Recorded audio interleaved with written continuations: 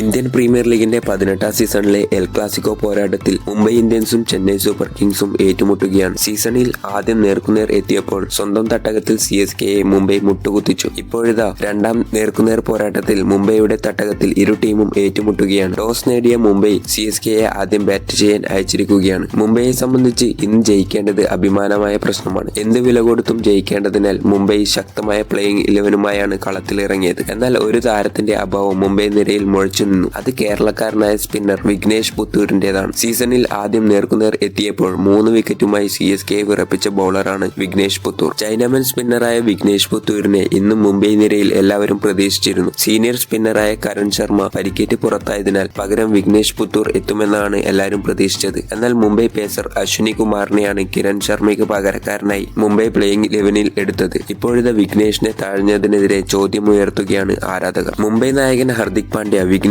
പുത്തൂരിന്റെ career തകർക്കുകയാണെന്നാണ് ആരാധകർ പറയുന്നത്. മുംബൈയിലെ പിച്ച് പേസിനെ പിന്തുണക്കുന്നതാണ്. എന്നാൽ സ്പിന്നർമാർക്ക് മധ്യ ഓവറുകളിൽ നിർണായക റോളുണ്ട്. മിച്ചൽ സാന്റ്നറിനെ മാത്രം സ്പിന്നറായി പരിഗണിച്ചാണ് മുംബൈ ഇറങ്ങിയത്. CSKയെ ആദ്യ മത്സരത്തിൽ വിറപ്പിച്ചവനാണ് വിഘ്നേഷ്. MS ധോണിയടക്കം വിഘ്നേഷിന്റെ മികവിനെ പ്രശംസിച്ചിരുന്നു. എന്നിട്ടും മുംബൈ നായകൻ വിഘ്നേഷിനെ വീണ്ടും തഴയുകയാണ്. അവസരം ലഭിച്ചപ്പോഴെല്ലാം മികവ് കാട്ടാൻ വിഘ്നേഷിന് സാധിച്ചിട്ടുണ്ട്. ചൈനാമൻ ബൗളർ ആയതിനാൽ താരത്തിന്റെ ബൗളിംഗ് മനസ്സിലാക്കാനും പ്രയാസമാണ്. മധ്യ ഓവറുകളിൽ വിക്കറ്റ് നേടിയെടുക്കാൻ വിഘ്നേഷിന് കഴിവുണ്ട്. CSKയുടെ നിരയിൽ സ്പിന്നിനെ നന്നായി കളിക്കാൻ കഴിവുള്ളവരാണുള്ളത്. അതുകൊണ്ട് തന്നെ മുംബൈ 4 പേസർമാരെ പ്ലേയിങ് 11-ൽ ഉൾപ്പെടുത്തി കളിക്കാൻ തീരുമാനിക്കുകയായിരുന്നു. CSK യുവതാരങ്ങളെ കൂടുതൽ കൊണ്ടുവന്നാണ് ഇപ്പോൾ കളിക്കുന്നത്. അതുകൊണ്ട് തന്നെ തന്ത്രശാലികളായ സ്പിന്നർമാർ ടീമിൽ വേണ്ടത് വളരെ അത്യാവശ്യമായിരുന്നു. എന്നിട്ടും മുംബൈ വിഘ്നേഷിനെ പ്ലേയിങ് 11-ലേക്ക് പരിഗണിച്ചില്ല. 6 വിക്കറ്റുകളാണ് വിഘ്നേഷ് വീഴ്ത്തിയത്. 8.54 എന്ന ഭേദപ്പെട്ട എക്കണോമിയും താരത്തിനുണ്ട്. എന്നിട്ടും അവസരമില്ല. കരൺ ശർമ്മയ്ക്ക് പകരം പ്ലേയിങ് 11-ലെത്തിയ അശ്വിനി കുമാർ CSKയുടെ ഓപ്പണിംഗ് കൂട്ടുകെട്ട് പൊളിച്ചു. രജിൻ രവീന്ദ്രയെ പുറത്താക്കാൻ യുവ പേസർക്കാർ എന്നാൽ പിന്നാലെ നന്നായി തല്ലുകൊണ്ടു. 18 റൺസാണ് ഈ ഓവറിൽ പിറന്നത്. സ്പിന്നറായ മിച്ചൽ സാന്റ്നർ മികച്ച പ്രകടനം